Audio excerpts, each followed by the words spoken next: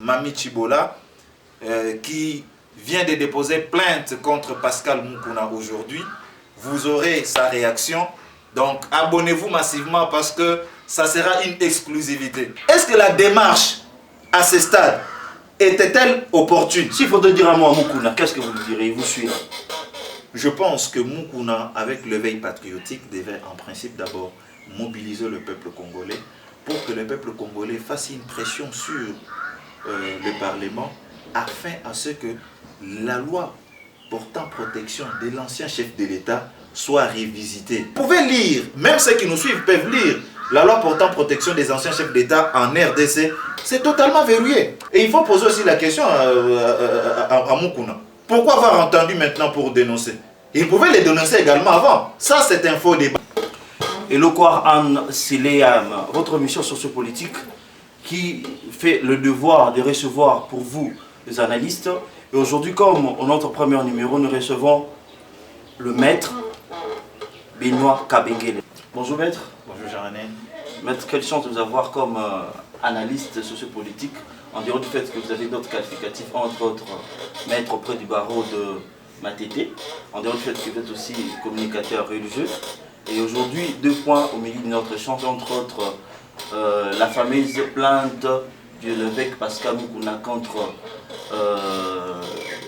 l'ancien président Joseph Kabila. On aimerait savoir votre point de vue en tant que maître et en tant qu'un acteur social aussi. Et que pensez-vous de cet acte-là? Ne nous fait pas voir, ne nous fait pas sentir, ne nous fait pas entrer dans une sorte de la politique sensationnelle où c'est juste pour le besoin de la cause du fait qu'il a été ridiculisé l'autre fois par rapport à sa vidéo où on l'a vu en plein débat sexuel. Ou que pensez-vous par rapport à ça? Merci Jean-René pour l'invitation. Merci surtout pour la collaboration entre nos deux chaînes. C'est ça. Je voudrais d'abord rappeler à l'opinion, parce que quand j'ai reçu beaucoup d'appels, certaines personnes me disent être par exemple fascistes. C'est ça. J'aimerais préciser tout simplement que toutes les analyses que j'ai faites, tant sur Envol Télévision que sur ma propre chaîne Modlight Télévision, sont des analyses objectives. Donc je n'ai pas de coloration politique. C'est ça. Donc je suis tout simplement du côté de la vérité. Alors, revenons sur votre préoccupation. J'aimerais également préciser que c'est une question qui prend beaucoup d'ampleur.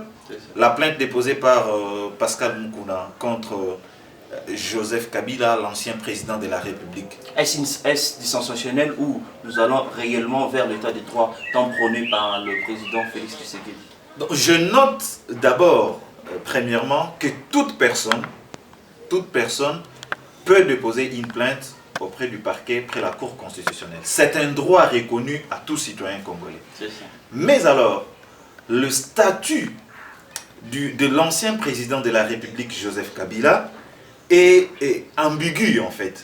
Lorsque vous lisez l'article 164 de la Constitution, il est dit clairement, la Constitution du 18 février 2018 telle que modifiée à ce jour, il est dit que la Cour constitutionnelle est la juridiction pénale du président de la République et du Premier ministre.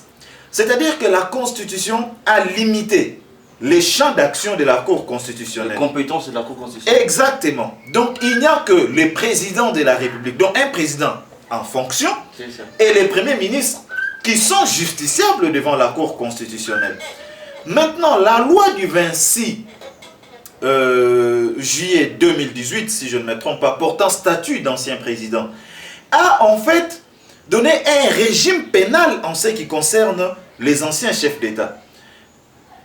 L'ancien chef d'État, à l'article 7 de cette loi, dit tout simplement, je peux vous la lire pour que vos téléspectateurs en fait nous suivent, parce que nous entendons beaucoup de choses. C'est très important. Beaucoup de choses, voilà. Paragraphe 2 du statut pénal. Tout ancien président de la République élu jouit de l'immunité des poursuites pénales pour les actes posés dans l'exercice de ses fonctions. Or, il s'avère dans la plainte déposée hier par Moukouna que que les actes posés par Joseph Kabila sont des actes posés pendant l'exercice de ses fonctions. Or, la loi dit qu'il jouit d'une immunité. Donc, il ne peut donc pas être poursuivi pour des actes qu'il a posés en tant que chef d'État pendant l'exercice de ses fonctions. Jean-René, vous savez... En dehors de ça, le 18 février 2018, la Chambre haute et la Chambre basse ont voté la loi portant protection des anciens chefs de l'État. Et là, à l'intérieur, nous avons vu toute une kyrielle d'avantages, entre autres avantages matériels, sécurité ou autres. On trouve que ça ne fait que corroborer à ce que vous dites là. Ben, bien évidemment, en fait, je vais prendre le tout. En fait, l'ancien président de la République, Joseph Kabila, tout en sachant effectivement qu'il y a eu beaucoup de bavures. Voilà. Pendant son Exactement. De telle sorte qu'il a tout fait pour promulguer cette loi-là à temps, pour aujourd'hui jouir d'une certaine immunité pénale. Avant les élections, même, c'était le 18 février. Je peux vous garantir que, au regard des actes commis pendant l'exercice de ses fonctions, ça a été fait à dessein.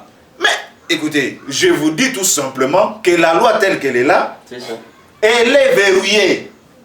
La plainte déposée par Moukouna pour les actes commis par Joseph Kabila pendant l'exercice de ses fonctions, ces actes-là jouissent d'une immunité totale. Tout ce que fait Moukouna n'est que du sensationnel. Je considère qu'à ce jour, malheureusement, il s'agit tout simplement du sensationnel. Il aurait fallu, en ce qui nous concerne en fait, Moukouna ayant le collectif de ses avocats, absolument, que ses avocats en fait lui disent aujourd'hui, la seule possibilité au regard de la loi, c'est-à-dire que chacun peut demander des réparations civiles, voyez-vous, pour des dommages causés.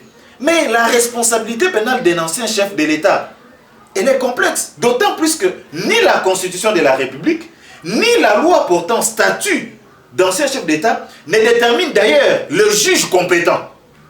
Il ne détermine pas le juge compétent. Qui est le juge compétent pour poursuivre un ancien chef de l'État? Mais ni la Constitution, ni la loi portant statut de magistrat ne le dit. Certains juristes, je dirais doctrinaires, diront, mais qui peut le plus, peut le moins. Absolument. Parce que la Cour constitutionnelle est capable de gérer, de poursuivre en fonction. Et puis un Premier ministre. Non, mais je dirais tout simplement également que la compétence est d'attribution. De telle sorte que vous ne pouvez poursuivre que lorsqu'on vous reconnaît cette compétence-là. Or, à ce stade, nous considérons tout simplement qu'il faut une modification de la loi. C'est dire que Kabila est intouchable. Mais je vous dis... Il n'y a aucune juridiction qui peut poursuivre tout ce qu'il a fait pendant ses fonctions ou pendant ses demandes. Non, ce n'est pas moi qui l'ai dit. Je suis avocat, je te lis que la loi. De telle sorte que seuls les actes commis en dehors de l'exercice de ses fonctions, c'est-à-dire un chef de l'État qui commet des actes en dehors de l'exercice de ses fonctions, dans son foyer, un président de la République qui arrive à la maison, dans sa vie privée, par exemple, tue sa femme. Ça, c'est en dehors de l'exercice de ses fonctions. Et pour ça, l'ancien chef de l'État doit également, pour que la mise en accusation devienne effective, il faut que les deux chambres, donc l'Assemblée nationale et le Sénat, réunis en congrès. Réunis en fait pour statuer sur la question. Non, réunis d'une manière en congrès pour statuer effectivement sur la question relative aux poursuites engagées contre l'ancien président. Tout ce qu'on reproche comme Kabila et tout son clan pendant leur régime est envoyé au calame grec. Mais non, je parle ici tout simplement du régime pénal d'un ancien chef de l'État. C'est pourquoi j'ai dit, nous devons, Jean-René, vous êtes d'un média en ligne, je suis d'un média en ligne, nous devons apporter à la population, ceux qui nous suivent à travers le monde, les vraies informations. Il faut interroger les techniciens, les praticiens. Voyez comment ça fait aujourd'hui. Mukuna a déposé plainte contre l'ancien régime. Et Koyinda lelo, et Kosalabo. Mais Koyinda, vous pensez que Mukuna, avec son statut, il n'a pas pu consulter l'un de ses avocats, manque un conseiller juridique par rapport à ces dossiers-là? Je ne remets pas en cause les compétences de ceux qui peuvent l'entourer comme avocat ou scientifique, mais je constate tout simplement que la plainte a été déposée au parquet près la Cour constitutionnelle par Mukuna lui-même. Donc, je ne suis pas collectif. Accompagné des membres de l'éveil patriotique, mais je n'ai pas vu des avocats. S'il y a des avocats, je pense que nous devons interroger la loi. La question ici n'est pas individuelle. La question c'est, nous devons nous poser la question, qu'est dit la loi? Et je suis de ceux qui pensent d'ailleurs qu'il faut révisiter cette loi parce qu'il s'agit d'une loi taillée sur mesure. Je peux te prendre encore un autre exemple. Voyez-vous tous les avantages donnés à un chef de l'État dans cette nouvelle loi, ok?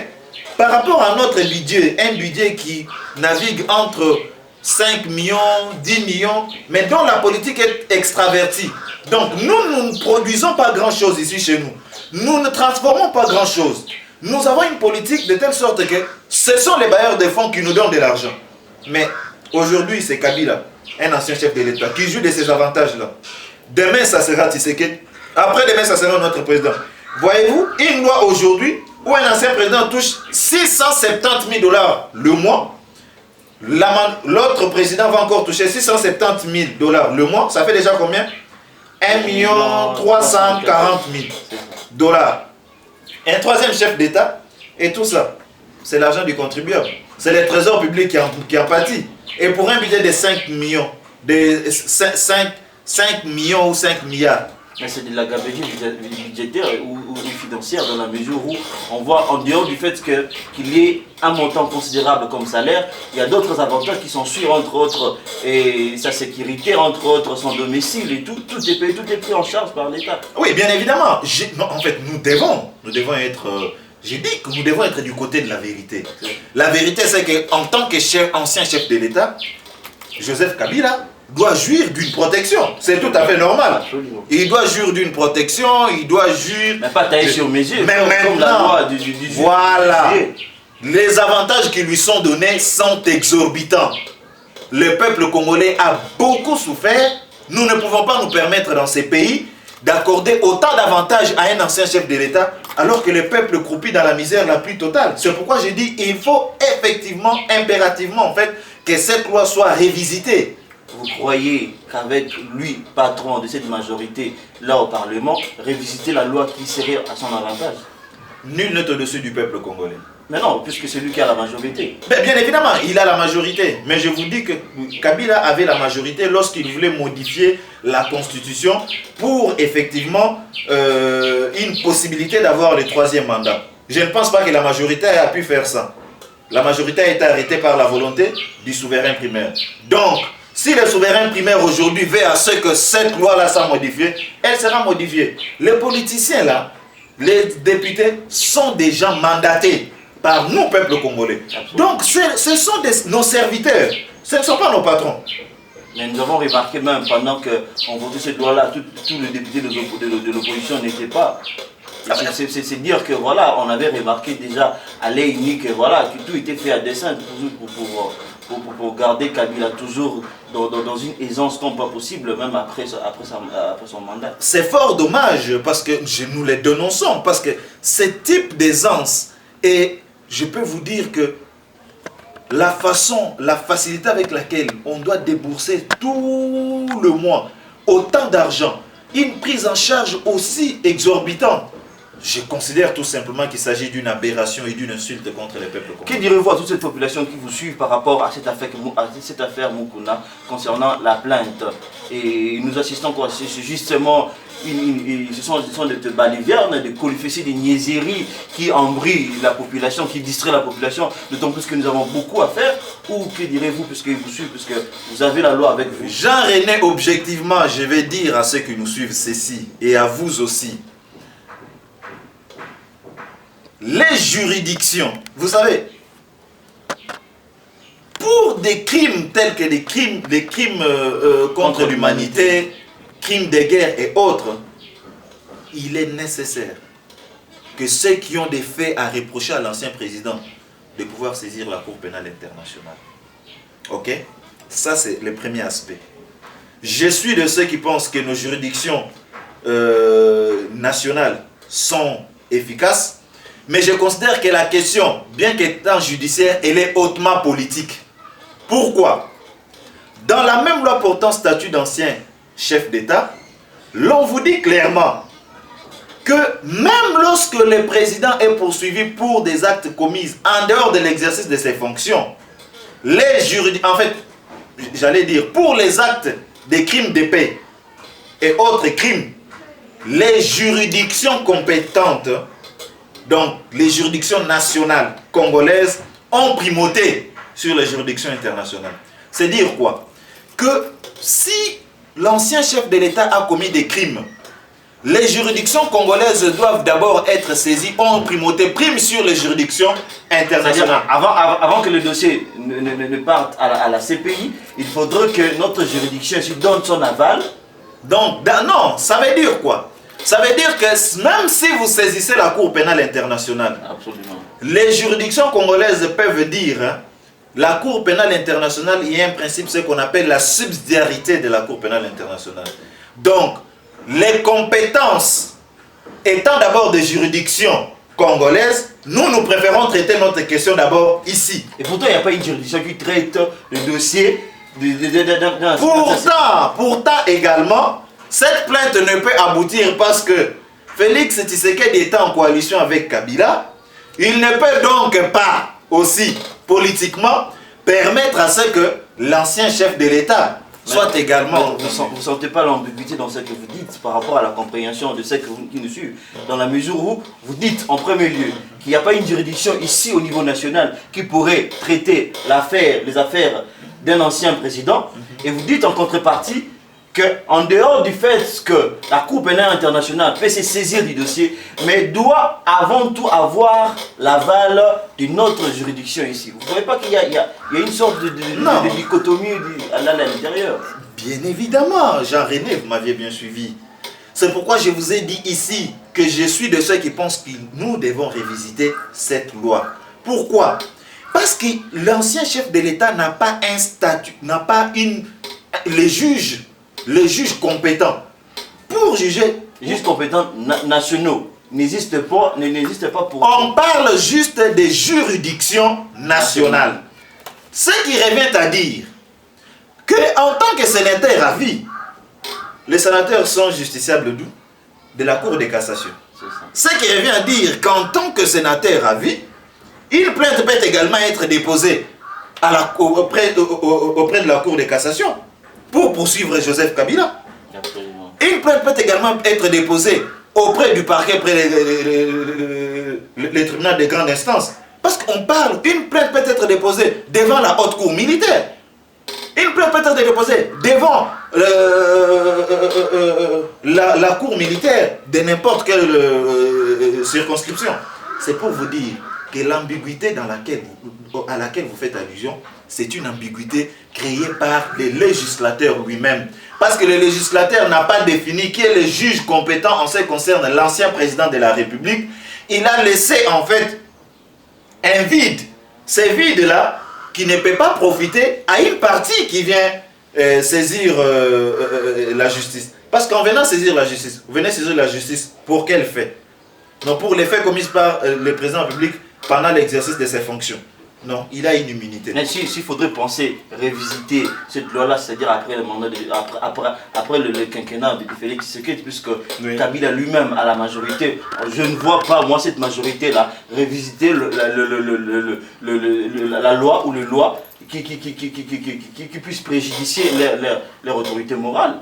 Non, je vous ai parlé ici du peuple qui est souverain. Si le peuple constate que ça ne va pas, le peuple s'élèvera. Mais c'est que je veux vous... Mais le peuple, au travers le veille patriotique, vous ne le soutenez pas. Puisque, voilà, la démarche est très bonne. Puisque s'il avait le soutien du peuple, ça ferait une pression au Parlement. Et puis, voilà, il voterait une loi qui puisse permettre à ce que notre juridiction puisse au moins juger le bavure commis par l'ancien président. Jean-René, lorsque nous parlons de l'état des droits, c'est également le respect des textes. Ok? Nous avons refusé cette république où la jungle prime. Refusons des choses où il y a du sensationnel. Nous sommes aujourd'hui en train de vouloir à ce que les Congo soient un État digne. Mais le Congo ne sera pas un État digne si nous-mêmes qui voulions à ce que le Congo soit un État digne, nous bafouons également les lois de la République. Je pense que c'est mettre la charrue avant le bœuf. De toutes les façons, l'éveil patriotique, je vous ai toujours dit, considéré comme éveil patriotique et les choses dénoncées par Mukuna, je t'ai toujours dit que je n'ai aucun problème. Ça. Je soutiens ça dans la mesure où nous avons vécu des choses insupportables dans ces pays. Mais maintenant, est-ce que la démarche à ce stade était-elle opportune? S'il faut te dire un mot à Mukuna, qu'est-ce que vous lui direz? Il vous suit là. Je pense que Mukuna, avec l'éveil patriotique, devait en principe d'abord mobiliser le peuple congolais pour que le peuple congolais fasse une pression sur le Parlement afin à ce que la loi portant protection de l'ancien chef de l'État soit révisitée. Parce qu'à ce stade ici, c'est une loi qui est totalement verrouillée. Vous ne pensez pas que Mukuna penserait que ce serait une utopie, puisque voilà, quelle est cette population qui serait instrumentalisée jusqu'à ce point-là et à vouloir faire pression à la population et à nos législateurs pour qu'ils puissent revoir cette loi. Et pourtant, c'est une loi récente, c'est à peine. Non, il n'est pas... La loi s'adapte également aux circonstances. Les lois s'adaptent aux circonstances. Les législateurs sont là lorsqu'il y a des questions comme ça sur le peuple. Écoutez, les souverains primaires, c'est le peuple. Si le peuple aujourd'hui se soulève, dit nous voulons voir Kabila être traduit. Ok? On ne va pas prendre Kabila à les traduire devant un juge qui n'est pas... Non. Il faut d'abord respecter également les droits de la défense. C'est-à-dire l'affaire Mukuna ne peut aboutir qu'avec l'appui de la population.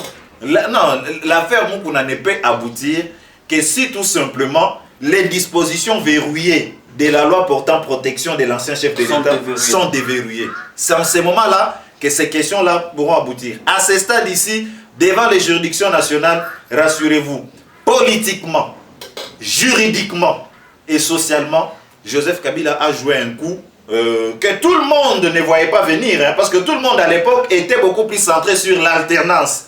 Akende. Maintenant, lui a préparé, en fait, à ce que Kokende Naye, qu'il soit en fait en sécurité sur les plans pénals. Vous pouvez lire, même ceux qui nous suivent peuvent lire, la loi portant protection des anciens chefs d'État en RDC, c'est totalement verrouillé. Donc la plainte contre Kabila, une pure distraction. La plainte contre Joseph Kabila, je n'entre pas sur les biens fondés, hein, le fond. C'est-à-dire, est-ce que les questions qu'ils sont dénoncées dedans sont vraies ou faux?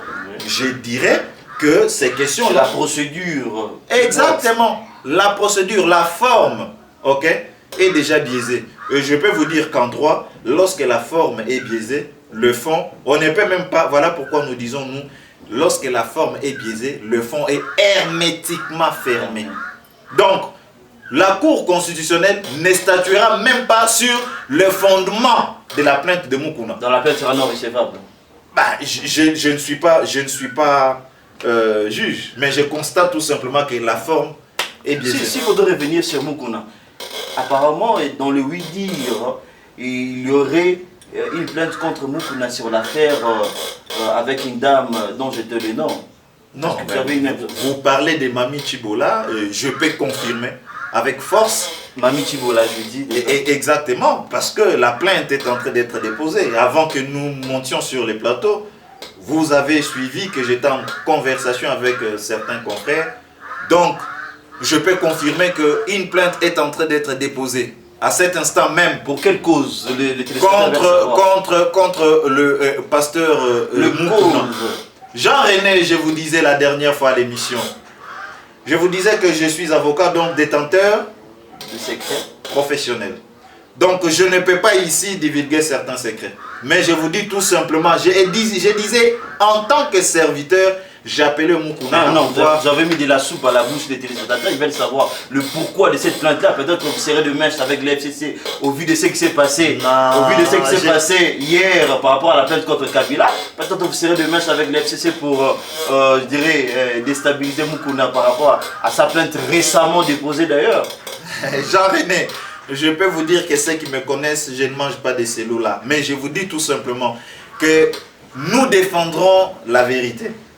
Et la vérité, c'est quoi? La vérité, c'est que Moukouna devrait passer à la télévision ou appeler tout simplement Mami Chibola pour peut-être un arrangement à l'amiable. Ce qu'il n'a pas fait. Parce que les faits qui sont mis à sa charge, je peux vous dire que ce ne sont pas des faits, n'allez pas dans FCC, parce que j'ai entendu même ma grande sœur qui me disait hier, Claudine Bouy depuis l'Italie, il dit non, non, en tout cas, cette femme-là, c'est une distraction. Et Moukouna est en train de défendre le peuple congolais. Je disais non, faisons la part des choses. Mais okay. Vous aurez la population congolaise, vous aurez la population congolaise sur votre dos, puisque voilà, c'est presque toute la moitié de la population congolaise qui soutient l'éveil patriotique, qui soutient la plainte contre Kabila. Et je vous ai toujours dit plainte contre le même Moukouna. On s'est dit pourquoi seulement à cette période il n'y aurait pas Anguille Souros. Non, je vous ai toujours dit que Dieu n'est pas dans la majorité. Ce n'est pas parce que 15, 20 000, 50 000 personnes suivent un individu qu'effectivement Dieu est en train de soutenir sa position. Et pour revenir, parce que vous dites pourquoi seulement maintenant? Ma réponse est pourquoi pas maintenant? Parce que, vous savez, dans la loi, il y a un temps de prescription qui est toujours réservé pour des infractions. De telle sorte que des infractions peuvent se commettre il y a 6 mois avant. Je peux les dénoncer aujourd'hui, ce n'est pas un problème. Et il faut poser aussi la question à Moukouna. Pourquoi avoir entendu maintenant pour dénoncer? Il pouvait les dénoncer également avant. Ça, c'est un faux débat. La question, c'est que ce qui est dit, ce sont des vérités ou ce ne sont pas des vérités. Je vous dis aujourd'hui, officiellement, tu le sais en aparté.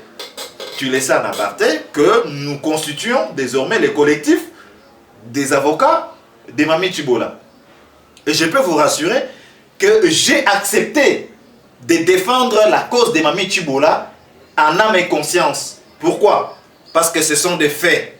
Vérifiables, palpables. J'ai dit vérifiables et palpables. Mais je peux... Le patron de l'éveil patriotique. Je peux vous rassurer. Il y a toute la population sur son dos. Jean-René. Mais vous aurez aussi la population sur votre dos. Jean-René, j'accepte d'avoir la population sur mon dos. Mais moi j'accepte à ce que la population, nous puissions, ok, dire la vérité. Les vérités sur le FCC, je les dis toujours. Il y a à boire et à manger sur la plainte contre le fameux ancien président de la République, Joseph Kabila. Mettre un dernier mot, puisque dans le Lokwar Antileyam, vous avez choisi de dire et dites un mot à la population qui vous suit par rapport à notre échange. Merci pour la collaboration Jean-René. Merci à tous ceux qui nous ont suivis. Surtout, j'insiste, il pullule sur les réseaux sociaux plusieurs chaînes YouTube. Mais j'invite les abonnés à suivre et à s'abonner massivement aux chaînes qui les rapportent de l'éclaircissement et de l'information vraie. Donc je vous invite également à vous abonner sur Mode Light Télévision. Et cette émission passera également sur Mode Light Télévision. Vous aurez toutes les informations et la suite à suivre. Je peux vous garantir que dans les heures qui vont suivre, nous aurons sur Mode Light Télévision en exclusivité Mami Chibola, qui vient de déposer plainte contre Pascal Moukouna aujourd'hui. Vous aurez sa réaction. Donc abonnez-vous massivement parce que ça sera une exclusivité. Merci à Pasteur Tito depuis la France. Merci à mon épouse, Madame Kabengele. Merci également à ma grande sœur depuis l'Italie, Claudine Bouy, à Guy Kabengele, à tous ceux qui nous suivent. C'est les Congos qui gagnent.